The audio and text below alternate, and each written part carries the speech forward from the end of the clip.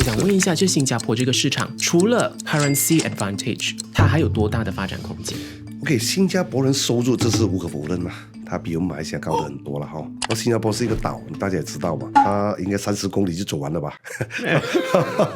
这的毕竟呢，他们一定要出国的。你看到人口差不多600-700万，但是他的开销在国外呢，就是 expenditure in total 呢，比我们马来西亚高了，差不多将近是3到4倍。所以呢，新加坡这个市场呢，我们去考察了很多年，现在已经没有纯 B2B 像我们这样子的公司。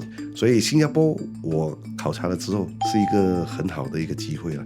我们为什么要上市？主要是品牌。要是今天我去新加坡、去香港、去泰国都好，我去那边发展的话，我只是一家马来西亚的旅行社，就算我做的多大，我去那边我还是一家旅行社，但是我是一家马来西亚上市的旅行社，不一样啊。很多老板都在问 AI 到底能不能够帮我赚钱呢？4月29号，我们将会举办一场专门为大马的中小型企业打造的 AI 实战论坛。这一次的主题非常的直接，用 AI 砍成本、拼业绩。我们邀请到许多专家在现场教你如何使用社交媒体 AI 搜索，让你的客户主动的搜索到你，而不是花大钱投广告却赚不到钱。另外呢，刘哲涵博士也会在现场手把手教大家如何把通讯软件变成一个自动报价、自动成交的 AI 销售冠军。最重要的就是呢，我们要帮你用低成本的 AI 工具取代那些琐碎重复的工作，真正做到降低成本、增加效率。不要再观望了，因为你的对手已经在使用 AI， 现在就马上行动。购票请到 caijin.my/AI， 那就是 caijin.my/AI。你好，欢迎收看BFM 财经所制作的由BFM 财经所制作的。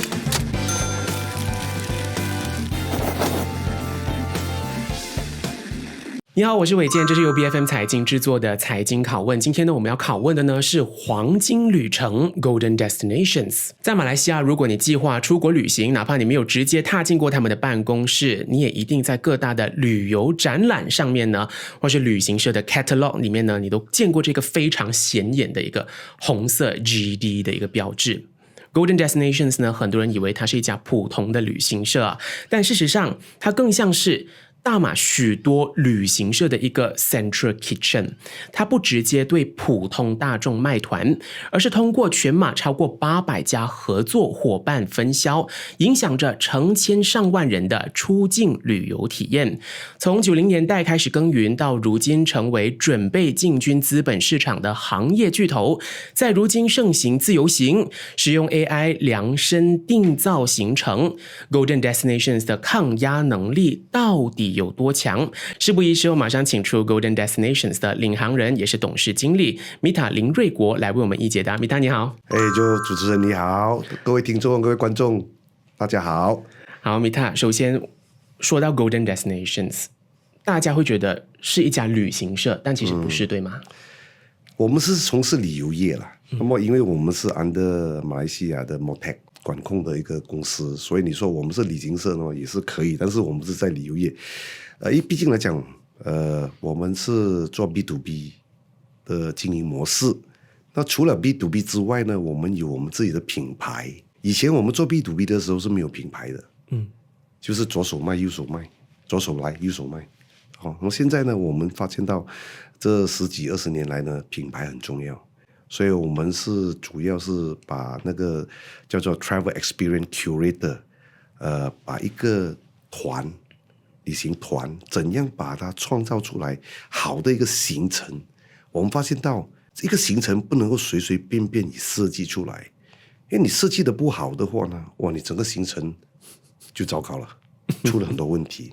那个时间上啊，行程走得不顺啊，种种的问题，所以这个东西是一个非常专业的，所以我们在这边下注了很多功夫，那么也把我们的品牌打造起来，所以这10几年呢，我们得到我们这个客户群的信任，所以越做就越好，越做就越好，是这样子。现在上市了，对不对？是的，是的。其实很多人就你们这一次 IPO 做 roadshow 做这一些 promo 当中呢，很多人就会提到一个 B2B 的这个字，刚刚也提到，就是其实你们就是把这个机票啊、地接，然后过后旅游行程全部包装好，然后就卖给旅行社。是。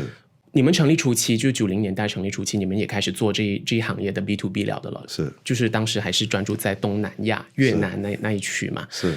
可是我想问一下，是什么原因让你们一开始觉得我要做 B2B 而不是要做 B2C？B2C 不会赚更多吗？其实经营模式是不一样的。OK。我第一次开始接触这个旅行社的时候呢，就是我从海外回来，我从事旅游业在海外回来，那么我已经开始跟马来西亚的旅行社接触了。那么这个已经养成了一个习惯，这 DNA 已经变成是 B2B 的。那么我们在短短35年呢，就是说短不短的，蛮长一下哈。我们一直进货，一直进货，从卖地接到卖包装整个配套，然后在之后有品牌，到今天我们把这个经营模式呢，把这个客源呢推给我们的代理来 cross sale， 就是来成交。这已经做到这个地步，这一套整套功夫呢，是我们30几年累积回来的东西，因为也是关系到我们的今天的科技 social media， 这是很重要。所以在 social media 这方面，比如说我们公司的这个叫做Facebook， 我们的 follower 是很多的，所以在 Facebook 这一方面呢，就是我们每一天有这个 request enquiry， 我们都会 filter 了之后呢，把它传给我们的旅行社去 close the deal。成交。你们不会自己跟那个顾客？我们绝对不会。这样子不是更赚吗？你们直接跟那个顾客。其实讲做生意呢，你需要一个networking 是很重要。你想看要是我要开848家旅行社在马来西亚，你知道那个成本有多少吗 ？Labor costs。而且我也很难去管控，对不对？因为他在某一个角落或者是在东马很难管控，所以不容易。所以我们有这种生意的经营模式，他觉得我们这个公司呢是很靠谱的，所以就建立了这个关系。这是很重要的，因为旅行社要相信你不是那么容易的，因为他们是在前 front line。对，有什么产品错都有问题的话，他们一定第一个遭殃是他们。The first to blame. Yes, of course. 所以我 make sure 他们是没有这个 hassle free。就是没有这个头痛的问题的，我们确认他们是真没有这个头痛的问题，所以才有长远的合作，所以才有我们今天。好，那么接下来呢，我想问一下，就是你在这个旅游业，因为在 Prospectus 上面你是91年开始成立这个旅游公司，然后改了很多名，然后 Ice Holidays， 然后过后一直到现在统一这个品牌成为 Golden Destinations。之前我相信你都已经是在旅游业里面当中了，就是在91年之前你已经在旅游业里面了。是的，对不对？是的，是的。那么多年来，就是从90年代一直到现在，你觉得大马就是出境旅游的这一个市场方面出现了一个怎么样的变化呢？从之前到现在，非常的大变化。你其实说回呢，这个旅游业呢，我可以说是越来越发展的更加好。OK， 尤其是在疫情之后马来西亚人的消费这方面真的是在旅游这一块呢，非常的舍得去旅游。也可能是因为马来西亚很多租地吧。是的，是的我本身也是很喜欢旅游。是的。所以因为是我们有这样子的 privilege 啦，就是突然间首相又宣布一个 holiday 啦。所以对你们是好啦，好像首相突然间这样子宣布一个假期，因为很多企业他们说突然间多了一天，其实他们损失很惨重。不过对你来讲，is a good thing。当然你太 last minute 对我来讲是不太好咯，因为很多东西都满掉啊，都机会拿不到啦，是不是啊？是这样子的其实马来西亚在旅游这一块呢，我发现到就是我们35年的历史到现在这个发展的非常的好。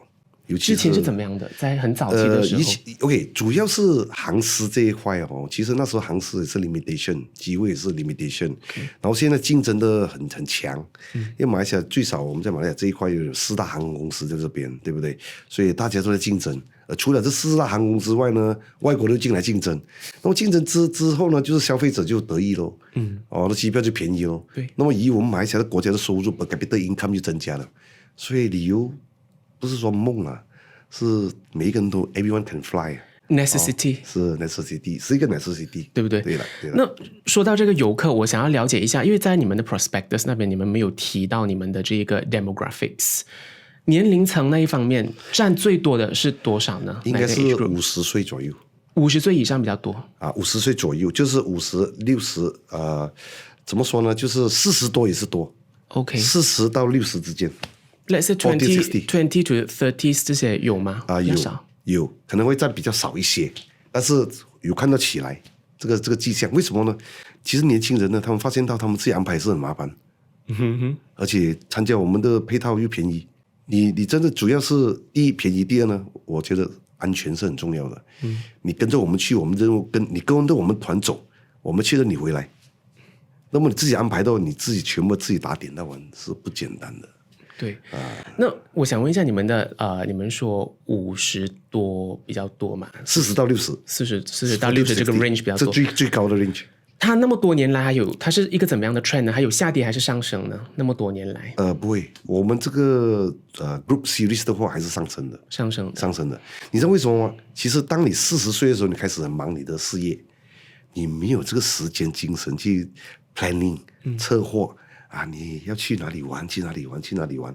而且有时候呢，你只是去度假，那么很简单，买个机票、订个酒店，很容易啊，对不对？但是你要去拖的话就不一样了。你从这个地方再去那个地方，再去那个地方，一个 point， 你的那个 transportation 的 cost 吓死人哦。可是米大，我问你，我问了我公司的那年轻人，他们都说我最不想就跟团，老人家才去的。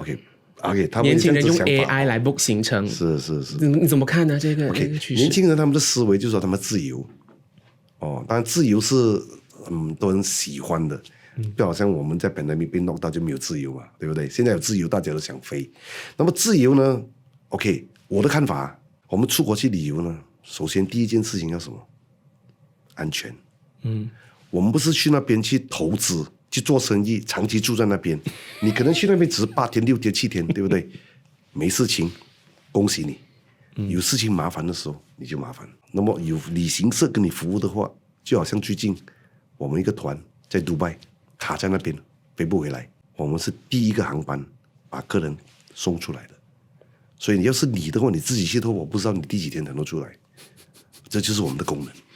好，那么米大，接下来呢，我想要问一下，就提到这个市场当中呢，你们的 IPO 资金用途当中，600万或是 6.67%， 你们会拿来就 expand 沙拉越还有新加坡的市场上面。我想问一下，就新加坡这个市场，除了 currency advantage 汇率的优势，它还有多大的发展空间 ？OK， 新加坡人收入这是无可否认嘛，它比我们马来西亚高的很多了哈。那新加坡是一个岛，大家也知道嘛。他应该30公里就走完了吧？所以毕竟呢，他们一定要出国的。你看他人口差不多600-700万，但是他的开销在国外呢，就是 expenditure in total 呢，比我们马来西亚高了，差不多将近是3到4倍。所以呢，新加坡这个市场呢，我们去考察了很多年，它是现在已经没有纯 B2B 像我们这样子的公司。新加坡里面没有一家是这样子做的。以前疫情之前有的。疫情之后呢，这些公司老板呢就决定做 B2C。当你一动到 B2C 之后呢，旅行社不会跟你合作了，所以你就都是竞争的状态。对了，因为他不会把客人交给你的，因为交了给你之后，已经变成不是他的客人了嘛。OK， 这是我们行业里面最这个估计的这个忌讳的东西嘛。是，所以新加坡我考察了之后，是一个很好的一个机会了，不只是新加坡。我可以说，我们为什么要上市？主要是品牌。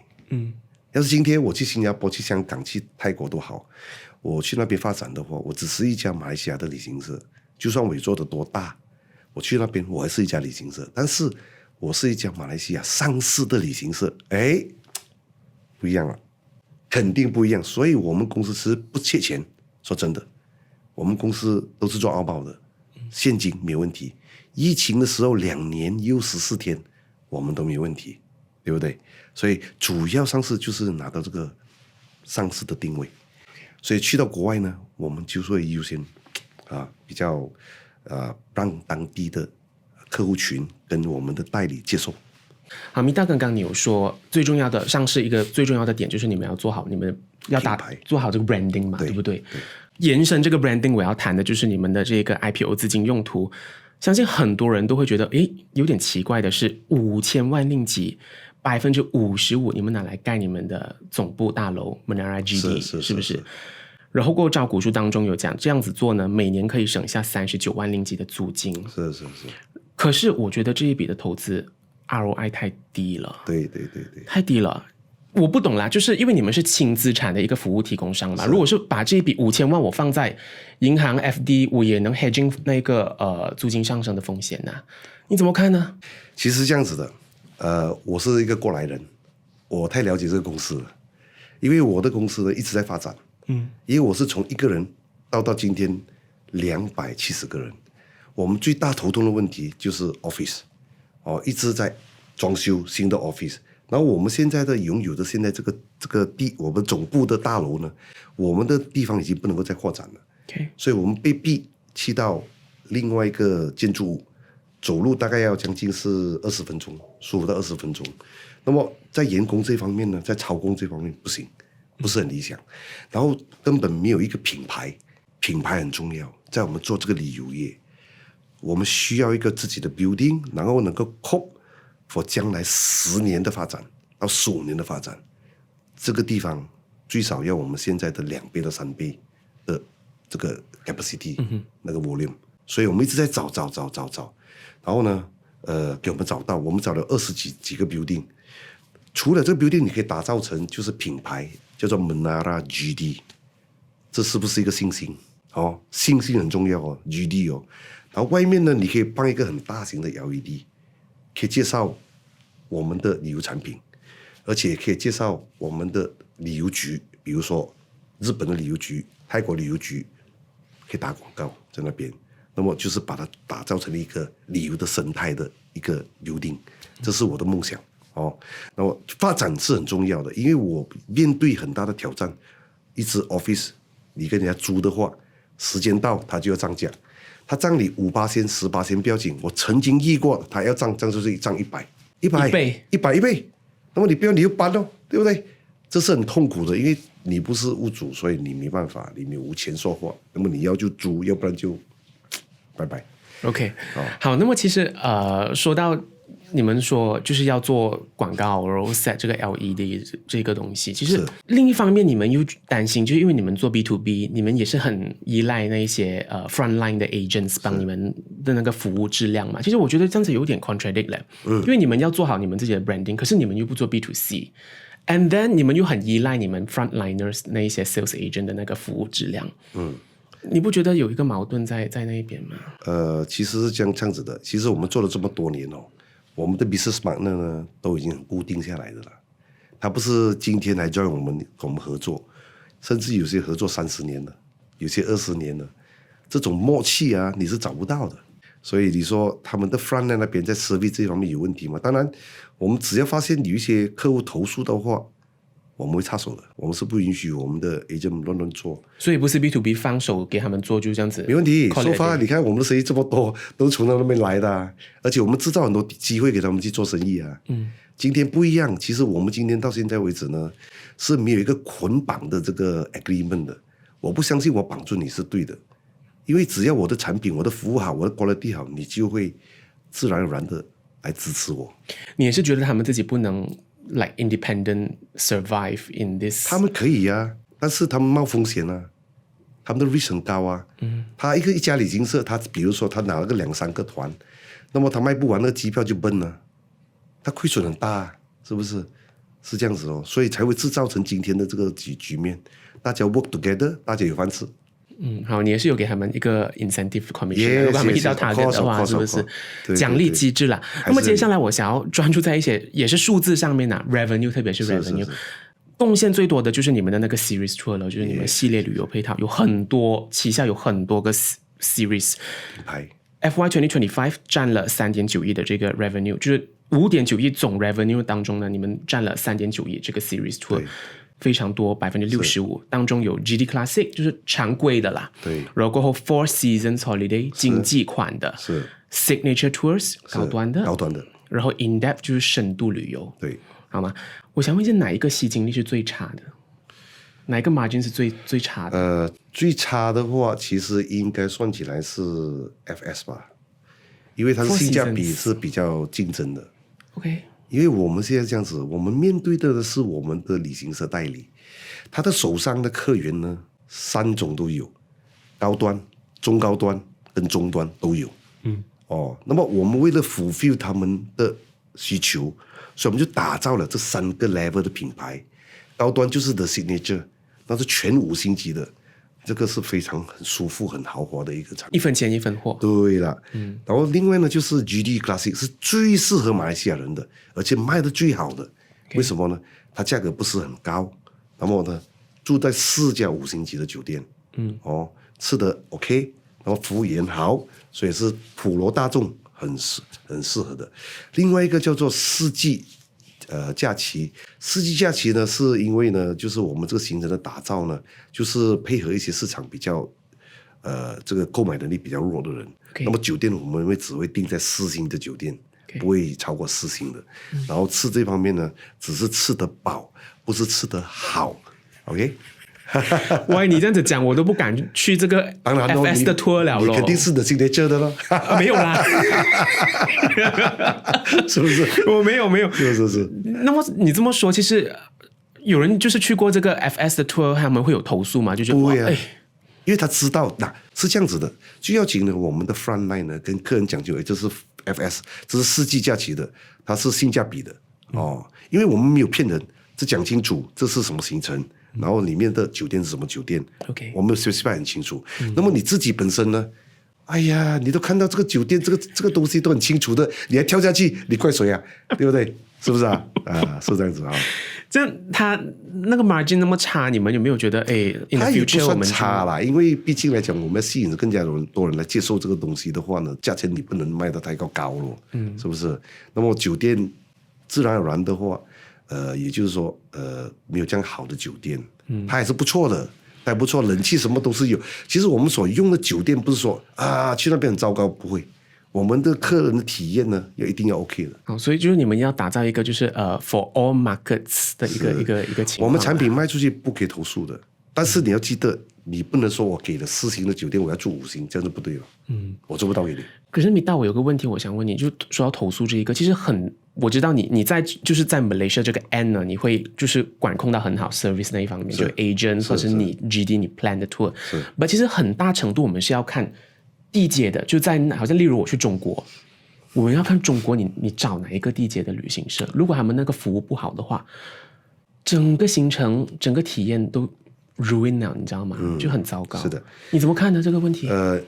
可以说是这样子啦。我们经营了35年我们不会随便挑选那些不行的地接社。其实有很多地接社要做我们的生意，但是未必你能够进来我们公司做我们的生意。第一，我们公司绝对不欠人家账，不欠钱团到钱到，这是我们的宗旨。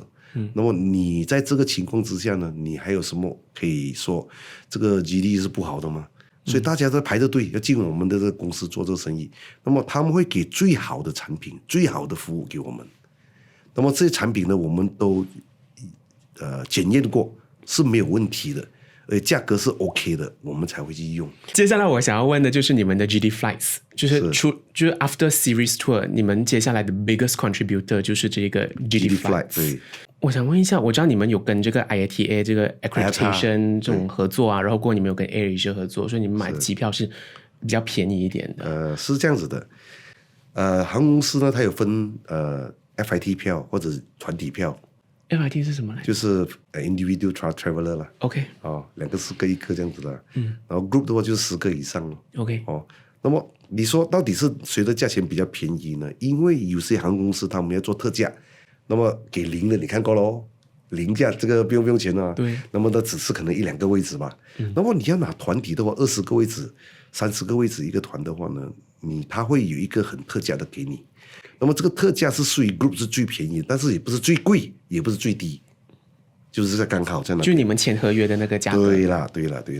所以变成来讲呢，这个便宜多少？方便问吗？商业机密。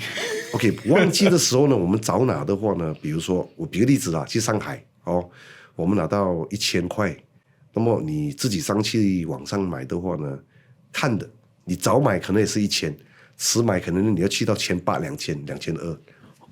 是，但是我们这个价钱锁在那边了。OK， 我们还厉害我们连燃油费都锁在那边对，这个燃油费我跟你说现在整个市场在炒燃油费的事情，对不对？是我们有10万个机位，这机位都是已经燃油位已经包括在里面 fix 了的，就是我们的经验，35年累积回来的经验，我们会选择那种航空公司，你跟我们签约拿位置的时候，这些燃油费是包在里面，不会起价的。你们提前1年买票了，对不对？对，提前1年买。这样我想问一下，因为现在我们看这个中东战争打了那么久，WTI 然后 Brent 那个布伦特的那个都是过百了。是。Short term 我知道不会影响 ，Long term 你们接下来还要再跟他们订机票的吗？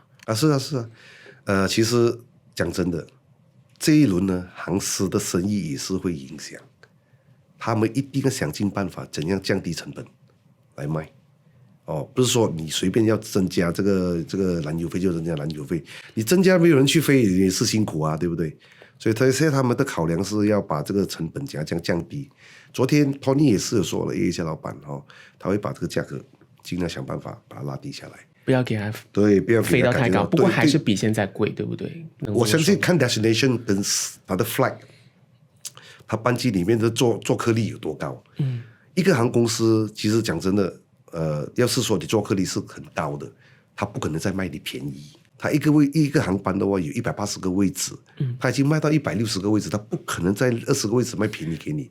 除了那个航班呢，只有30个客人，那么它一定要把这人把它弄下来了。就这样子了。那我想问一下，因为其实你们最大的这个成本就是买机票嘛，是不是？对，机票是其中之一个 compartment。所以你 foresee 在接下来2到3年里面，如果这个战争是真的是 touch wood 的话，打很久的话，燃油成本提高的话，你 foresee 它会起多少呢？会这个 costing flight ticket 这个是没有发生的事情，我们不敢讲了。那么我们也不敢比例什么东西了。那么以我的经验，35年我们经过都很多场战争，这个战争不会 last long 的，你相信我。好，我已经有这个感觉，所以我们现在在囤积那些机位，保年尾的，对，很多人都会跑去旅游。OK， 是。好，所以不用太不是我是非常乐观的人啦，我是非常乐观的人，对，非常乐观的，非常乐观的。好，因为其实很多投资者他们都担心，这个提高了这个 expenses，其实生意是1年的啦，我们 first quarter 都做得很好，然后现在是进入 second quarter 的 quarter， 对不对 ？second quarter 的 quarter 是我们的 low season 来的，因为天气很热嘛，北半球，然后最厉害就是 last quarter。我们这2个 quarter first and last 都是很厉害的，所以我跟你讲，我的经验跟我说的啦9、10、11、12，你看着会发生什么事情 ？OK， 说到这个 revenue， 我想问的就是，其实你们这个 revenue， 你们 from 2022到2023翻倍嘛，是不是？因为疫情之后报复性的一个旅游嘛，是不是？然后来到2024年 nearly 6，就是600 million， 6亿令吉的一个高峰。可是来到2025的这个FY 2025呢，它就回落到5.9亿。其实差一点点了，有差了一点点。可以怎么说呢 ？slow down 了嘞，很多人会觉得是什么情况？其实你自己本身有没有发现到的话呢？我们2025年的话呢，它有一些状况发生的，世界的 tariff 的事情，然后。叮叮咚咚，那么也甚至我们的 Disney Cruise 也 delay 了，原本是12月来的，我们那时候很开心，卖了很多，结果呢被 postpone 到3月去，无形中这个东西，我觉得旅游这一块呢，要是说一切顺利很好的话，还是 positive 的，因为已经变成一个常态了嘛，对不对？你的生活一定要去旅游的，是这样子的，所以在安全、和平然后。我相信旅游还是其中一个选择咯，是。所以从你们的业务本身，就是从你们 sales 方面，你暂时还没看到它是有一个 slow down 的一个情况啦。那时候战争的时候有一点点，然后结果呢，我们有做了几场旅游展，上个礼拜跟前1个礼拜，哇，还是 very good 在 Mid Valley， 对，人山人海我们收的 sales 还不错，跟疫情这个战争前是一样的好，Mita 其实呢，上市很多人都会关注 Golden Destinations 嘛，是不是？可是也伴随着一些 noises， 就是其实对于这一次 GD 上市，我相信你也走了很多 roadshow， 然后过后有接触了很多一些investors， 对不对？听到最大的一个批评或者质疑声浪是什么呢 ？The biggest， 因为他们认为说这个战争，他们很担心。OK， 这是正常的，反正这个东西呢，我觉得可能是某些人的看法，有些是很担心、很无力，然后不是看好。那么有些人认为呢，这是机会，因为这个战争，他们认为说会停的嘛。当你停的时候，会发生什么事情？所以你觉得会好像 COVID 这样子的一个情况 ，post COVID 有一个 revenge 这肯定的 tourism 的一个情况，这一定会。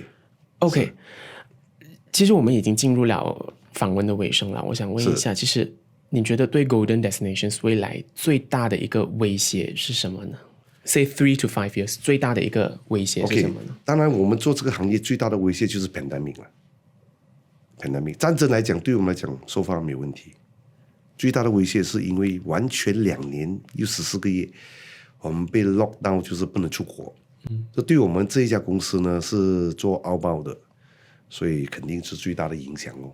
那么我们经过海湾战争啊，几个战争啊，说法都 OK， 都没问题，还是 profitable 的。我们公司呢这么多年来35年，你要是 trace 那些 record 的话，只有1年，就是2021年是亏损的。是2020年的时候 knock 到3月18号啦，我们只做了差不多2个多月的生意，我们还赚几百千呢。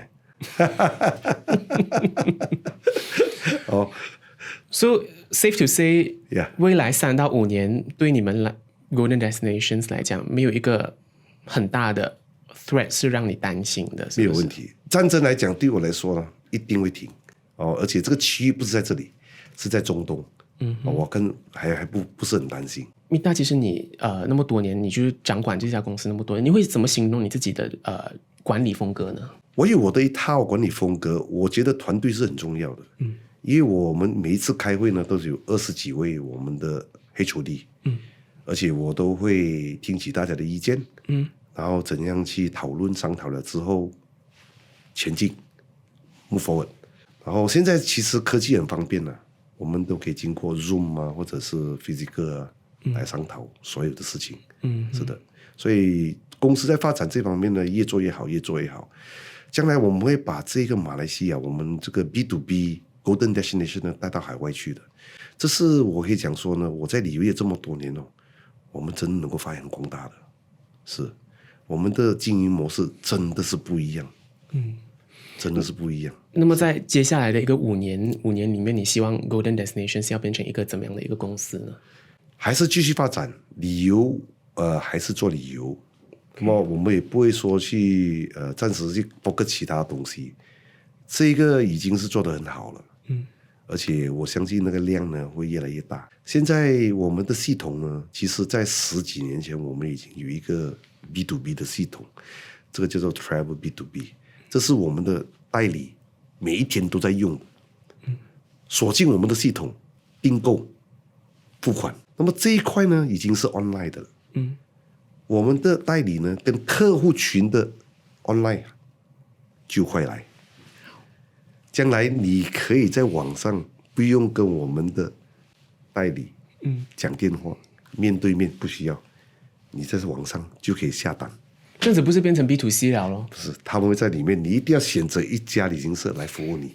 你知道为什么 ？In case 什么事情的时候，你还是要找旅行社的。还是由他们帮你处理这种 customer service 的问题。Yes， 一定要的。我们是做 service 的，你要记得。你去 ODA， 我不知道他们有 service 你吗？但是呢，讲真的，我们今天我们做的生意都是 service， 所以 full service 是很重要的。当我们的客户有问题的时候，我们一定要帮他解决。好，非常感谢米大你和我们分享那么多，也希望你们 Golden Destinations 呢上市成功，未来越做越好，好吗？好，谢谢，谢谢你，谢谢你，感恩。好，不知道你们听了嘉宾的分享之后呢，有什么看法呢？有没有 subscribe 这家公司的 IPO 都可以在留言处和我交流。如果你们想要了解什么公司的 IPO 解析的话呢，也可以在留言处告诉我，看看能不能帮忙安排看看啦。那正在收看 YouTube 的观众呢，欢迎订阅、按赞、开启小铃铛，第一时间呢就能观看到财经的最新影片啦。我们再见。你好，欢迎收看BFM 财经所制作的。由BFM 财经所制作的。